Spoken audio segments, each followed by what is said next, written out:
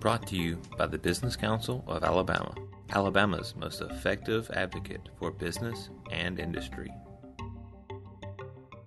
Guests for the Business Council of Alabama's 2-Minute Tuesday are the chairs of the Senate and House General Fund Committees, Senator Arthur Orr of Decatur and Representative Steve Clouse of Ozark. Welcome, Senator Orr. Thank you, Dana. Good to be with you. Governor Bentley has proposed taxes to fund the increased cost of state services and to avoid potential federal court intervention in prisons.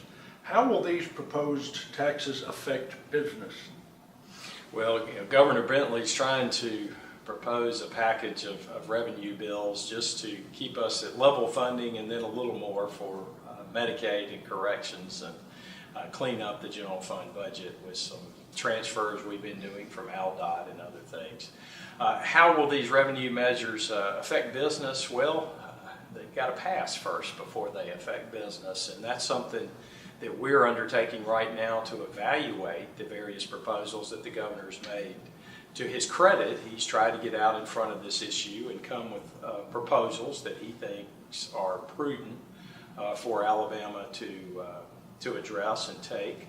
But again, the legislature is going to have to evaluate these and see whether we want to take up some or all or none of the above to address our funding shortfall.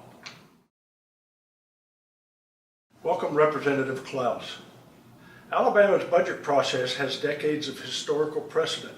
What should be done in the years ahead to change budgeting so the general fund isn't always in the crisis mode? Well, one thing I'd like to bring out first is 4 years ago, the legislature passed a rolling reserve fund for the education budget, and I think it's the most significant piece of legislation that's been passed in my tenure in the legislature for the last 20 years, where we just take the average of the last 15 years, and that's what we budget in the education budget. Of course, the education budget has growth taxes in there, and we're able to do that, and I think it's going to prevent proration in the years ahead. The general fund budget doesn't have any growth taxes.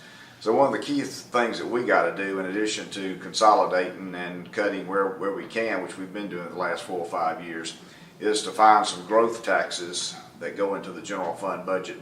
So we'll be able to put that type of process, a rolling reserve type process, into the general fund budget, so we'll know what we have to spend from year to year.